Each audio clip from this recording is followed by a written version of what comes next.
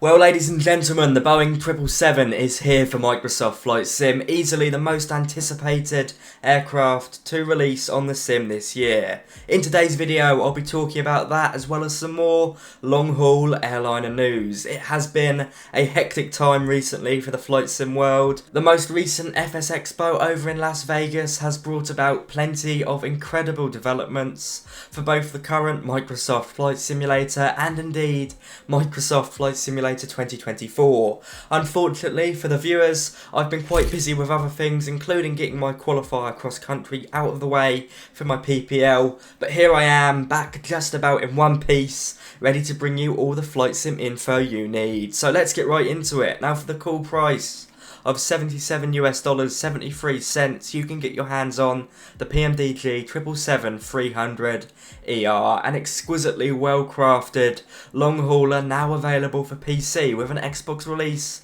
set for the near future via the marketplace. And in spite of some rather annoying teething issues with the great demand to download the PMDG 777 yesterday that some people will have experienced, I know a lot of people were actually having significant waits, waiting for email codes, etc. But that being said, I can honestly say this has been a joy to fly, although I might be slightly biased, seeing as PMDG very kindly did let me have early access to it, which I am incredibly fortunate for, so I did escape the teething issues there. Now, on one online sim network earlier, according to PMDG, over 1,500 777s were in the sky at one time, just showing how popular this is, and of course thousands of people have picked it up recently. Now, I've had some time with it, certainly still a long way to go before I've got the ropes of it, but thus far it's been an absolute blast. The data link system via the FMC is seamless, working with the Hoppy network for connectivity with online air traffic services, as well as allowing you to pull in flight plan and performance data from SimBrief. So if you just want to get going, get flying to test out the unique fly-by-wire system, it really is good there. It's a lot better than the 737. Of course, some features have been developed further, so the plan by the PMDG team is to go back and update the 737 with the transferable features from the 777, because there's a bit of overlap, of course, with this being a Boeing aircraft. That being said, there's a lot of differences. The cockpit is absolutely stunning. It's massive, and you do get a sense of its scale, and there's a modelled cabin with controllable lighting, which is a feature that not a lot of people will use too often, but it's nice to have. Of course, it doesn't just stop there, but I need a lot more time with it to really get a feeling for it.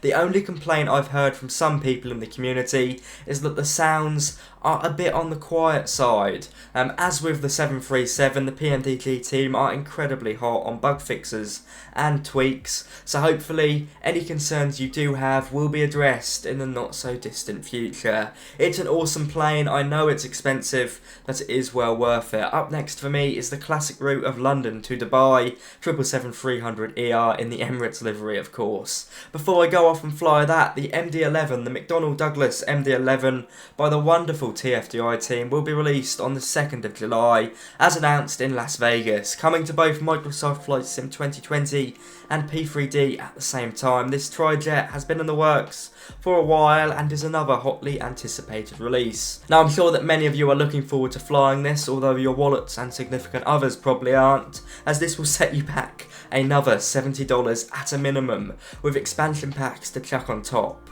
That being said, it's another plane in the high fidelity zone, with all onboard systems being simulated, incredible texturing, both engine options, and the choice of the passenger or the cargo variant. There's also a level of unpredictability in the aircraft systems, keeping you on your toes with failures as you fly along. And for those that care, there's circuit breaker functionality, which personally I don't really care about, but it's nice to have. I know it's in a sort of a rite of passage for how realistic an aircraft is. Now, this will be with us within a week, starting at $70 for either the passenger or cargo variant, an additional $10 for the variant you didn't start with. So if you pick up the passenger variant first, you'll have to pay extra for the cargo variant and vice versa. And on top of that, there's an additional $5 for the extended simulation package, which adds even more advanced features, just extra stuff like more circuit breakers to be used and enhanced failures. I know it's expensive, but it's a small team that has been creating a product with relatively high startup costs. So let me know in the comments if you will be going for the McDonnell Douglas MD11 by TFDI. And finally, to give your bank statements a break, the awesome fly-by-wire team have extensively previewed their Airbus A380, which is freeware, once again at the most recent FS Expo. Now this was a 45-minute showcase of a flight in the long hauler from San Francisco to Las Vegas, so by no means a long haul, but it looked absolutely insane, as you'd expect. It's the second time they've previewed it extensively this year. The first time was with their trailer at FS Weekend in Lelystad. I'd recommend you go take a look at this 45-minute video if you have not done it already, because it's absolutely awesome, and of course you're supporting this wonderful team, all volunteers who have dedicated their time and effort for completely free. A cool highlight for me is the onboard airport navigation system, the OANS, which is a taxi map built into the primary flight display, hopefully stopping you from getting lost when coming off the runway, which will definitely be a lifesaver for me on the online networks. Aside from that, the sounds are marvellous. You really get to hear them in this trailer. It looks really, really good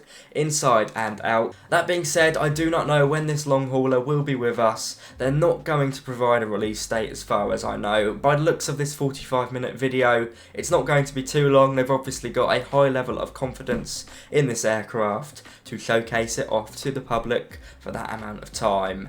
Aside from the custom systems, which of course are absolutely incredible, I think where this freeware product really shines is with the texturing, from finger marks and smudges on the top of glass screens to the occasional scratch on buttons. It's really bloody impressive and looks fantastic wherever you look in the cockpit. I'm really looking forward to it. Now, all of today's references and sources have been linked in the description as always, from the 777, which is out now, to the PMDG, to the MD11 by TFDI, which will be out in a few days, to the fly-by-wire A380, which could be out any time. It is a fantastic time to be a flight simmer. On that note, I'd like to thank you so much for watching. I hope you've enjoyed this video, where I've covered 3 long haulers, giving you the wrap-up of all the news. It looks like Microsoft Flight Sim has really come together this year. Anyway, on that note, I'm off to fly, so if you have enjoyed this video, do be sure to like, comment and subscribe. It's always a pleasure to bring you the latest Flight Sim news. I do apologise for being somewhat sloppy and slow lately. Hopefully that's going to improve. I'll see you all very soon. Have a fantastic day, and bye bye.